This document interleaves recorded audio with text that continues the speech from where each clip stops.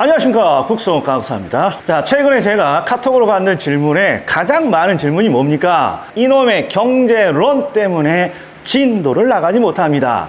아니, 경제론이 2장인데 2장에서 진도를 못 나가면 어떻게 되냐, 이런 말이에요. 그래서 필살기를 들고 왔어요. 이 필살기라는 게 뭡니까? 그러면 뭔가 경제론은 풀이 방법이 있다라는 거예요. 그러니까 그걸 잘 듣고 뭐 해 주시라, 합격해 주시라, 이 말입니다. 자, 그러면 본격적으로 수업을 들어갑니다. 경제론을 뭔가 접하기 어려우신 분은 요 필살기 제1번 요 놈을 잘 확인해 주세요. 경제론은 항상 원인이라는 지문하고 결과라는 지문을 묶어서 하나의 문장을 출제합니다. 그러면 우리는 꼬랑지를 봐라 그러면 뒷문장의 결과를 우리가 해결하는 거야. 그럼 보십시오. 일단 지문을 읽었다는 전제로 꼬랑지를 봐야죠. 이쪽이 꼬랑지겠죠. 부동산 가격은 더 크게 상승한다. 그런데 여기서 이런 논점이 있어요. 이게 더 크게라는 요 문구가 없으면 부동산 가격은 상승한다고, 여기서 어떤 논점이 있냐, 대비되는 개념을 봤더니 이놈이야. 가격이 상승합니까 하락합니까? 이거 묻는 거란 말이야. 이게 가격이 상승하 하락하느냐, 그 확률은 50대 50이요. 50대 50. 공부 안 하고 그냥 찍어도 세 문제니까 두 문제는 맞추겠네, 운 좋으면. 그런데 갑자기 뭔가가 껴있어. 그럼 이게 논점이겠어? 전혀 필요 없는 거 그냥 넣어놨겠어? 이게 논점이란 말이야, 이게. 그러니까 여기에 논점은 대비되는 개념으로 어떻게 찾습니까? 가격은 더 크게 상승합니까? 가격은 더 적게 상승합니까? 이게 논점이란 말이야, 이게. 그러면 이 논점은 무엇입니까? 그러면 일명 더덜 논점이에요. 더덜. 그래서 해결을 어떻게 합니까? 그러면 요게 암기 팁이죠. 가운데를 봤어. 그러면 탄력적이야. 이걸 저는 고기가 탔다라고 생각해. 고기가 탔어. 더 먹어, 덜 먹어? 덜 먹어야지. 더 적게 먹어야 되고. 그리고 비탄, 고기가 안 탔어. 더 먹어야지. 더 먹어야지. 더 많이. 그래서 이렇게 논점을 해결하는 거예요. 여기 봤더니 탔다고 돼 있어. 그럼 더 많이 먹어야 돼? 더 적게 먹어야 돼? 더 적게 먹어야지. 이게 틀린 지문 정답이란 말이야, 이게. 이 지문을 쭉 한번 읽고 논점이 뭔지 이걸 파악하기 위해서 다시 읽어. 부동산 수요가 증가할 때, 이건 하수 중에 왕하수. 항상 경제학은 어디에 논점이 있다? 꼬랑지에. 그리고 꼬랑지에 대비되는 개념이 있으면 거의 100% 거기가 논점이에요. 그래서 중수는 미스터 우기 꼬랑지를 보라 그랬어. 그런데 뭔가 이물질이 껴있고 대비되는 개념이네. 그러니까 가격은 더 크게 상승한다, 더 적게 상승한다, 이걸 묻는 거구나. 그래서 암기 코드를 정해서 탔으면 덜 먹고 안 탔으면 더 먹고, 이렇게 문제를 풀면 고수가 아니라 중수야. 이게 무슨 뜻이냐? 문제는 해결했지만 단순히 이렇게 암기만 하면 안 된다고. 무슨 뜻이냐? 그러면 우리 고수는 요 지문이 다시 시험에 나올 거야, 이렇게 예측을 하고 정답을 찾았지만 이 지문을 다시 한번 분석을 하면서 출제자의 의도를 이제 요걸 가지고 파악하는 거야. 새로운 문제를 찾는 게 아니라 수요가 증가해? 그러면 가격은 상승하겠지? 그런데 뭔가 이물질이 껴있네? 더 크게 상승하느냐? 더 적게 상승하느냐? 그러면 정답은 내가 찾겠는데 이게 무슨 뜻이지? 이걸 좀 해석을 좀 해보려고 노력하셔야 돼. 저희들이 항상 강의를 할 때 소개하니까. 그럼 이게 무슨 뜻이냐? 수요가 증가하면 가격은 상승한단 말이야. 4가지 규칙으로. 그런데 가격이라는 건 혼자 만들어? 공급이랑 같이 만들어? 공급이랑 같이 만든다고. 가격을 같이 만드는 공급자가 요렇게 행동한다면, 탄력적으로 행동한다면 가격은 더 크게 오르느냐? 더 적게 오르느냐? 이걸 묻고 있구나. 이런 식으로 정답을 찾아냈으면 기출 지문을 계속해서 보면서 문제를 해석할 수 있어야 된다고. 그래야만 요 논점이 다시 나와도 빠르게 풀 수 있는 거예요. 더 머시기 된다, 더 많이 부담한다, 더라는 표현이 어마무시하게 많이 나오는데 문제를 정확히 해석하지 않으면 더자만 도만 나오면 다 더덜인지 알아. 도자만 나오면 이건 문제를 제대로 해석하고 있지 못하다 이런 거죠. 일단 정답 1번. 자, 경제학에서 가끔 나오는 지문 중에 이런 거예요. 요건 1번하고는 달라요. 1번은 경제학의 논점을 묻는 거고 2번은 단순히 경제학의 기본 개념을 묻는 거예요. 기본 개념 뭐라고? 공급량은 공급량이 뭐냐고 물어보는 거야. 이런 건 논점이 없는 거야. 내가 알고 있는 기본 개념에 부합하는지만 보면 돼요. 자, 그러니까 공급량은 공급하고자 하는 수량이지 않습니까? 그러니까 항상 공급자가 공급하고자 하는 수량입니다. 이거 옳은 지문이에요. 그래서 이렇게 가려고 하는데 누가 잡아? 선생님, 미스터 부 이거 혹시 함정 아니에요? 최대, 최소? 이거? 기본 개념은 꼬랑지를 보는 게 아니라 항상 전체적인 개념을 통해서 내가 알고 있는지를 묻는 거예요. 엄마가 전화가 와. 엄마가 띠리리. 너 지금 집에 어디까지 왔어? 집에 곧 도착해요. 우리 저기 계란 후라이 해 먹을 텐데 너 계란 후라이 몇 개 먹을래? 그러면 내가 먹고자 하는 최대 수량을 밝혀야 돼. 그냥 대충 아무 숫자나 밝혀야 돼. 나 2개까지 먹을래요. 항상 최대 수량으로 수량은 답하는 거예요, 이게. 그러니까 공급량이 무엇입니까? 그러면 공급자가 공급하고자 하는 최대 수량 몇 개까지 공급하고자 합니까? 이런 의미를 담고 있기 때문에 최대라는 표현이 들어가 있을 뿐이에요. 이거 논점 없다. 자, 이 지문도 굉장히 길지만 시험에 아주 자주 나오는 기본 개념이에요. 이게 뭡니까? 여기 있어, 이게. 이게 보여야 돼, 이게. 공급 양의 변화.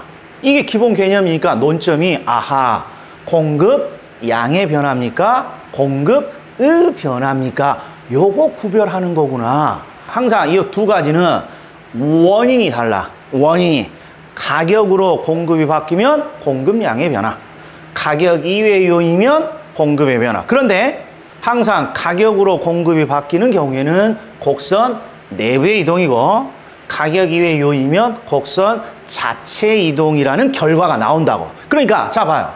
여기 기본 개념이야.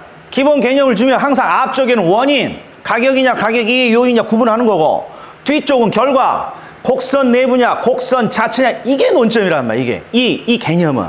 그러니까 공급량의 변화니까 앞에 가격이 나왔군요. 됐고 뒤쪽은 뭐가 나와야 돼? 곡선 내부의 이동. 그러니까 곡선 내부의 이동이 있군요. 그럼 맞는 개념이 된다 이런 말이지.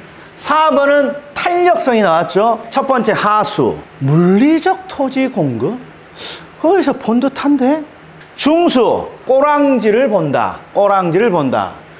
대비되는 개념이 있느냐 봤더니 이거 대비되는 개념이네. 완전 탄력적이냐 완전 비탄력적이냐 이거 구분 안 하는 거 아니야. 탄력성은 항상 양의 변화가 많냐 적냐를 측정하는 지표예요. 그래서 양의 변화가 많으면 우리는 항상 탄력적이라 하고 양의 변화가 적으면 비탄력적이라 하게. 근데 여기는 완전히 비탄력이니까 양의 변화가 완전히 적다는 뜻이야. 그러면 앞에서 뭘 찾아야 돼? 양의 변화를 찾아야지. 양의 변화. 그랬더니 양이 불변이래. 그러면 완전히 적은 거 아니에요? 그러니까 완전 비탄력적 맞구나. 이렇게 가야 된단 말이에요. 이렇게. 이게 중수.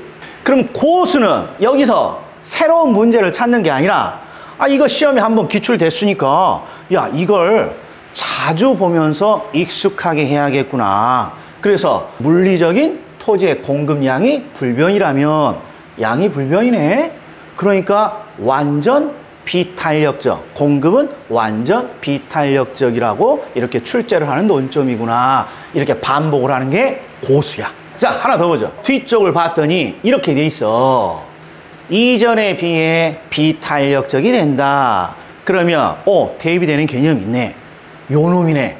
어떤 논점을 말하냐? 요거 말한단 말이야, 요게. 자, 소비자의 양의 변화. 소비자의 양의 변화는 언제 양의 변화가 많습니까? 또는 탄력적입니까? 그럼 소비는 항상 대체적으로 결정이 되고 공급자의 공급량은 언제 많아집니까? 탄력적입니까? 그러면 생산의 유불리로 따진다고.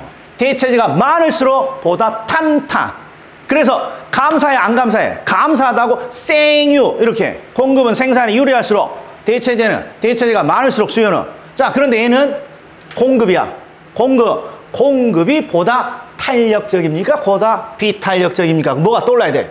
생유가 떠올라야 돼. 생유. 생산에 유리하냐 불리하냐? 봤더니 용도 변경을 제한하는 법규가 강화됐대. 유리야 불리야? 불리잖아. 그러니까 보다 비탄력적이 된다. 요렇게만 찾아주면 된다 이런 거야. 27에 2번이에요. 27에 2번. 1번을 봤더니 뭐라고 돼 있는데 뒤쪽에 봤더니 대비되는 개념이 보인다 안 보인다? 보인다.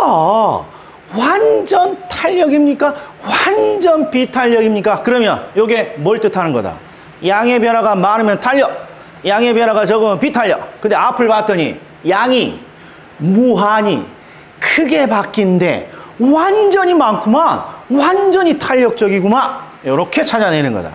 자, 2번. 얘는 논점이 없어요. 조금 전에 봤죠? 대체제 많고 적으면 수요의 탄력성을 결정하는 중요한 요인이죠. 대체제가 많을수록 탄력적. 그 다음에 뭔지 몰라도 뒤를 봤더니 탄력성이 작아진다 이렇게 돼 있어.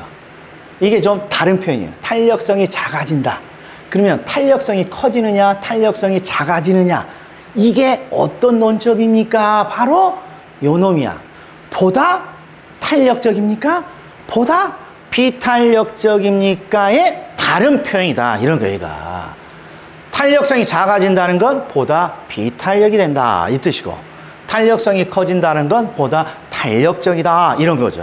수요를 관찰한다는 건 도대체 뭘 관찰한다는 거예요? 소비자의 행동을 관찰한다는 거예요. 소비자의 행동. 근데 소비자의 행동을 관찰하는데 탄력성과 관련되어 있는 행동이니까 어떤 행동이야?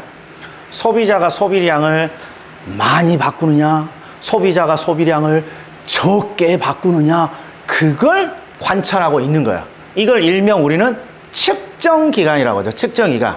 그러면 소비자의 소비량의 변화를 측정하는데 그 기간이 길어. 그러면 하루가 아니라 1년 이렇게 길어진다는 거예요. 그러면 자연스럽게 양의 변화는 많아진다. 그러니까 탄력성은 뭐 된다? 커진다. 이렇게 돼야 된다. 이게. 그러니까 측정기간의 의미를 잘 알아야죠. 소비자 행동을 측정하는 기간. 소비자 행동을 측정하는데, 자, 탄력성이라면 소비량의 변화를 측정하는 거야. 그러니까 소비자의 소비량의 변화를 측정하는 기간이 길어진다. 그러면 양은 더 많이 늘어나겠지. 기간이 늘어날수록 탄력성은 커져야겠지. 또는 보다 탄력적이 되어야겠지. 이렇게 한다고. 지금 제가 설명한 게 고수 방법이야. 정답은 찾았지만 한번 다시 읽으면서 뭔가 분석을 좀 해보는 거야. 그 다음에 4번. 얘도 논점이 뭡니까? 그러면 뒤가 탄력성이 커집니까? 작아집니까? 자, 요런 건 하나 암기를 해놔도 돼. 용도가 나오고 긍정적인 내용이 나옵니다. 그러면 무조건 수요든 공급이든 다 탄력성 커진다, 보다 탄력적이다. 로또를 사려고 해. 꿈 꿔야 돼, 꿈 안 꿔야 돼? 꿈 꿔야지, 전날. 그런데 개 멍멍이가 마차 끌고 오는 거랑 용이 마차 끌고 와. 그럼 둘 중에 어디 탈 거야? 용 타야 될까, 용. 그래서 용도 나오고 긍정적인 내용 나오면 용 나오면 무조건 탄다야. 탄력적이야. 탄력적.